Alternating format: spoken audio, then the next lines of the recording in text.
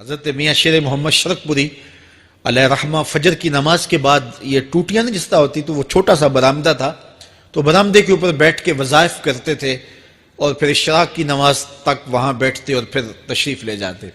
گرمی کی شدت تھی تو حضرت فرائض کی ادائیگی کے بعد وہاں چلے گئے تو نمازیوں نے آپس سے مشورہ کیا کہ یار حضرت کو عرض کریں کہ بارش کے لیے دعا کی جائے. تو حضرت جا کے وہاں اپنے وظائف میں لگ گئے تو انہوں نے کہا چلو ہم مسجد کے سین میں کھڑے ہو جاتے ہیں, حضرت توجہ کریں گے تو عرض کریں گے. تو جتنے نمازی تھے وہ سارے سین میں کھڑے ہو گئے اور برآمدے کے اوپر میاں صاحب وظائف میں لگے. جب آپ کی نظر پڑتی نا لوگوں کی جانب تو جتنے بھی نمازی تھے سارے ہاتھوں سے اشارے کر کے کہتے یعنی دعا کرو. زبان سے نہ بولتے, ہاتھوں کو ایسے ہلاتے اور یہ کہتے کہ ادھر آسمان کی طرف اشارہ کر کے کہتے دعا کرو. میاں صاحب پھر وظائف میں لگ جاتے.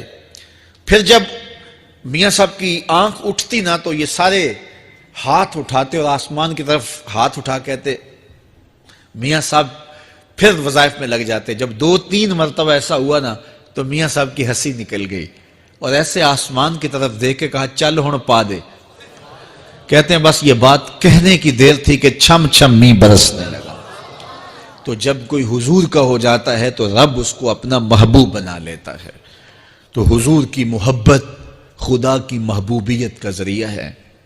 اس لیے ہمیں حضور کا پیار اپنی روحوں میں موجزن کرنا ہے, حضور کی محبت اپنی روحوں میں اتارنی ہے, اور محبت اپنے تمام تر تقاضوں کے ساتھ جب روح پذیر ہوگی تو پھر ہمارا انداز زندگی بھی سنور جائے گا, ہماری آخرت بھی سنور جائے گی.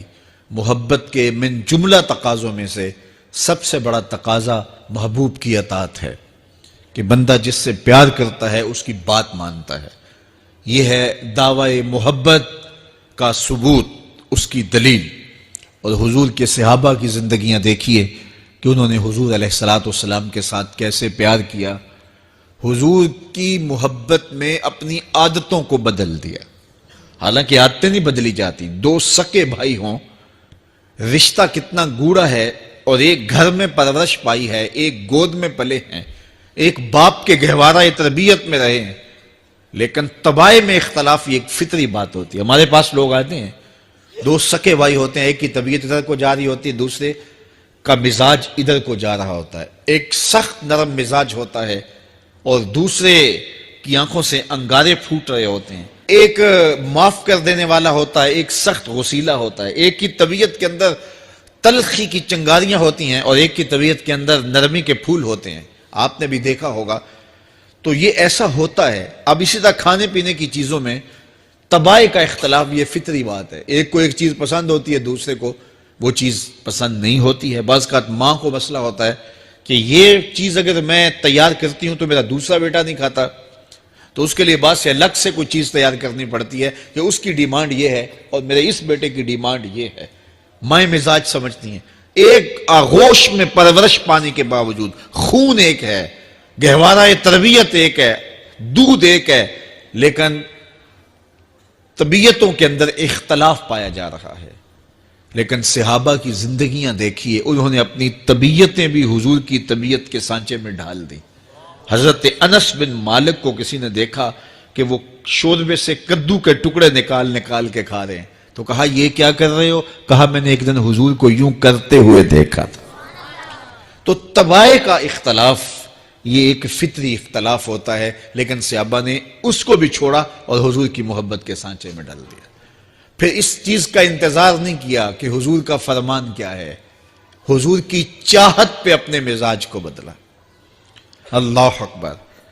حضور علیہ السلام مدینہ المنورہ کی گلی سے گزر رہے تھے. ایک گنبد نما مکان بن رہا تھا اور ایسے مکان حضور کو پسند نہیں تھے. تو آقا کریم علیہ السلام نے پوچھا یہ مکان کس کا ہے؟ کہا فلاں انصاری کا ہے. حضور گزر گئے, چہرے پہ تھوڑے سے ناگواری آثار حویدہ ہوئے. کسی نے اس صحابی کو بتا دیا کہ حضور گزرے تھے, تیرے مکان کو دیکھا, شاید پسند نہیں آیا.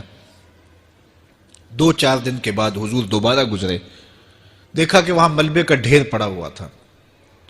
فرمایا اس صحابی کو بلاؤ، بلایا گیا، کہا میں پرسوں ترسوں گزرا تھا، تیرا مکان دیکھا تھا، یہ کیا ہوا؟ عرض کی میں نے گرا دیا ہے۔ فرمایا کیوں؟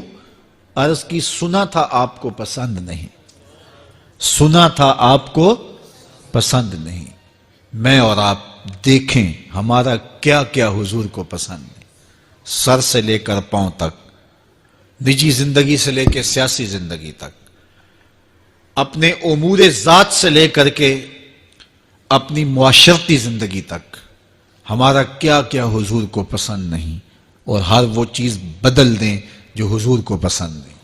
محمد دی زیارت محمد دے رنگ وچ، اے ٹھگ بازیاں جانے پیارا محمد صلی اللہ علیہ وسلم۔ میرے شیخ کامل کا ایک شعر ہے، اور وہ شعر اتنا وزنی ہے کہ اگر میرے پاس جواہر لال موتی ہوں اور میں ایک پلڑے میں ڈال دوں اور ایک پلڑے میں یہ شعر رکھ دوں تو یہ شعر پھر بھی بھاری ہوگا۔ یاری لا تو پاک نبی سنگ، اے پر پوری یاری، پھر درود قبول ہے تیرا لکھ نہ لوں ایک واری۔ 1.25 مرتبہ درود پڑھنا ایک طرف، اور ایک دفعہ حضور کی ذات پہ درود پڑھنا، ان کی محبت کے سانچے میں یوں ڈھل کر کے جو وہ کہتے ہیں وہ میری زندگی کا عمل ہے، یہ اس سے وزنی ہے، یہ اس سے بھاری ہے۔ تو حضور کی محبت، حضور کے ایک صحابی تھے، وہ حضور کو ملنے آئے، اور آئے تھے بحرین سے۔ اچھا، انہوں نے حضور کو سلام کیا تو حضور نے رخ پھیر لیا، ناراضگی کا اظہار کیا، تو وہ سمجھے کہ شاید حضور نے ایسے ہی رخ پھیرا، تو جدھر حضور نے رخ پھیرا وہ ادھر جا کے سلام کرتے ہیں، تو حضور نے پھر رخ پھیر لیا، سمجھ گئے کہ حضور ناراض ہیں۔ اب انہیں سمجھ یہ نہیں آ رہی تھی کہ ناراضگی کا سبب کیا ہے۔ وہ اصحاب رسول سے پوچھنے لگے کہ حضور مجھ سے ناراض لگتے ہیں، آپ میں سے کوئی بتا سکتا ہے کہ حضور کیوں ناراض ہیں؟ اللہ اکبر! آج تو کوئی بڑا باپ ہو، مرشد ہو، استاد ہو، ناراض ہو جائے اور شاگرد کو ناراضگی کی وجہ معلوم نہ ہو تو وہ الٹا ناراض آگے سے ہو جاتا ہے کہ میں نے جرم کیوں کیا ہے کہ استاد کا مزاج بگڑ گیا ہے۔ اللہ اکبر! لیکن ذرا دیکھیے، رنگ دیکھیے محبت کے، وہ صحابہ سے پوچھتا پھرتا ہے کہ حضور مجھ سے ناراض ہیں، مجھے بتائیے کہ کیا سبب ہوا؟ تو انہوں نے کہا کہ یہ تیرے ہاتھ میں جو سونے کی انگوٹھی ہے، اس سے حضور ناراض ہیں، کیونکہ حضور اس کو منع کر چکے ہیں۔ امت کے لیے سونا چاندی حضور نے امت کے مردوں کے لیے منع فرما دیا، صرف 4.5 ماشے سے کچھ کم کی انگوٹھی چاندی کی، اور وہ بھی عدد میں 1 ہو، شریعت نے جائز رکھی ہے۔ اگر 2 ماشے کی 2 ہوں گی تو پھر بھی جائز نہیں۔ عورت کو جائز ہیں 10 انگوٹھیاں پہنے، سونے کی پہنے، چاندی کی پہنے، یہ اس کا زیور ہے۔ مرد کو زیور کی ضرورت نہیں ہے، زینت کی ضرورت نہیں ہے، لہذا مرد کے لیے 1 انگوٹھی رکھی گئی ہے، وہ بھی اس لیے کہ اگر وہ کہیں مشکل میں ہو تو اس کو بیچ کر کے 2 وقت کا کھانا لے سکے۔ باقی اس کے لیے انگوٹھی 4.5 ماشے سے کم کا چاندی یا سونا 1 ماشا ہی کیوں نہ ہو، اس کے لیے جائز نہیں ہے۔ تو اس نے سونے کی انگوٹھی پہن رکھی تھی، لیکن اسے حرمت کا پتہ نہیں تھا، تو اس نے کہا کہ حضور مجھ سے کیوں ناراض ہیں؟ تو صحابہ نے کہا شاید یہ اس انگوٹھی کی وجہ سے ناراض ہیں۔ تو اس نے یہ نہیں کہا کہ مجھے تو پتہ ہی نہیں تھا، میرا کیا قصور؟ خیر، اس نے انگوٹھی اتار کے حضور کو پیش کرتے کہا حضور آپ اس وجہ سے ناراض ہیں؟ حضور نے انگوٹھی پکڑی اور ایسے پھینک دی، ناراضگی کی وجہ ختم ہو گئی، وہ بیٹھ گیا، بات شروع ہو گئی۔ اللہ اکبر! جب سلسلہ کلام ہوتا رہا، جب مجلس برخاست ہوئی، لوگ اٹھ کے گھروں میں جانے لگے، وہ بھی اٹھا اور الٹے پاؤں سے پیچھے چلا، تو کسی نے اس کو کہا وہ انگوٹھی تو اٹھا لو، سونے کی انگوٹھی ہے، قیمتی ہے، چلو تمہارے لیے پہننا جائز نہیں، تمہاری بیوی کے لیے تو جائز ہے۔ تو اس نے کیا جواب دیا سنیے، اس نے کہا واللہ لا آخذہ وقد طرحہ رسول اللہ صلی اللہ علیہ وسلم، اللہ کی قسم میں اس انگوٹھی کو کبھی بھی نہیں اٹھاؤں گا جس کو میرے حضور نے پھینک دیا ہے۔ تو یہ تھی ان کی محبت، یہ تھا ان کا انداز۔ تو آئیے میں اور آپ حضور سے اگر محبت کرتے ہیں تو حضور علیہ السلام کا طرز زندگی، حضور کا انداز معاشرت اختیار کریں۔ کثرت کے ساتھ مائیں بہنیں بیٹیاں بھی موجود ہیں، وہ بھی اپنی اولادوں کی تربیت اس نہج سے کریں کہ وہ حضور کی سنت، حضور کی سیرت اور حضور کی اتباع کے سانچے میں ڈھل جائیں۔ زندگی کا مقصد ہی یہی ہے۔ آئے، بڑے ہوئے، جوان ہوئے، بوڑھے ہوئے، چلے گئے، ہم سے پہلے بھی چلے گئے، ہم بھی چلے جائیں گے، بعد میں آنے والے بھی چلے جائیں گے، لیکن حقیقی کامیابی اس کو نصیب ہوئی جس نے اس دنیا پہ آ کے دنیا کی زندگی کے مقصد کو سمجھا۔ ہم آئے کیوں تھے، زندگی کس لیے ہمیں دی گئی تھی۔ اکبر الہ آبادی نے کیا ستھری تنقید کی تھی، کیا بتائیں احباب، کیا کارنمایاں کر گئے، بی اے کیا، نوکر ہوئے، پینشن ملی اور مر گئے۔ یہ کوئی کام نہیں ہے، ہماری زندگی کا کوئی مقصد ہے جس لیے ہم انسان ہیں، اشرف المخلوقات ہیں۔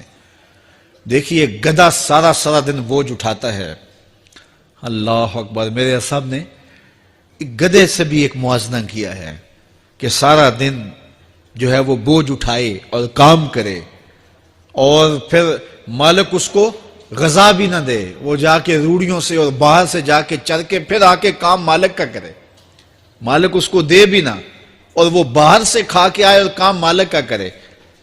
تو اگر بندہ ہو کے، انسان ہو کے اگر نہ کرے تو میرے حضور نے ایک لمبی ربائی ہے، اس میں آخر میں لکھتے ہیں، تو چنگا یعقوب یا کھوتا تینوں شرم نہ آوے، کہ اگر وہ ایک گدھا بھی کام کرے، اپنی پیٹھ پہ بوجھ لا دے، اور تو اپنے مالک کے لیے کچھ نہ کرے، اور ساری نعمتیں مالک نے تجھے دی ہیں اور عزتیں اور آبرویں تیرے نام کی ہیں، اور تو اس کا حق ہی ادا نہ کرے، تو پھر کس طرح تیرے سے، تو پھر اولئک کل انعام بل ہم اضل، فرمایا تو چوپایا ہے بلکہ چوپایوں سے بھی بدتر ہے۔ تو میں اور آپ اپنے آپ کو انسان ثابت کریں، آج موقع ہے، سے ثابت نے اجے حواس تیرے، سے ثابت نے اجے حواس تیرے، کر لے نیکیاں رج کے تو، اڑیا رب رسول کیوں پل بیٹھوں، آ رب رسول ول پج کے تو، آئی موت ایتھے رہسن کم تیرے، آئی موت ایتھے رہسن کم تیرے، نیکیاں کر لے بھج کے تو، کی آکھ سن لوگ یعقوب تینوں، جب ٹر پیوں سر منہ کج کے تو۔ وہ وقت آئے گا جب تنیاں باندھ دی جائیں گی، جب دونوں جانب سے کفن باندھ دیا جائے گا، پھر پردہ ہٹا ہٹا کے دیکھا جائے گا، پھر بند کر دیا جائے گا۔ وہ لمحے کتنے دردناک ہوں گے، وہ گھڑیاں کتنی دردناک ہوں گی۔ آج مجھے اور آپ کو اللہ نے موقع دیا ہے، تو آج حضور کی سیرت کو اپنانے کا، اپنی روحوں میں اتارنے کا عزم کر کے اس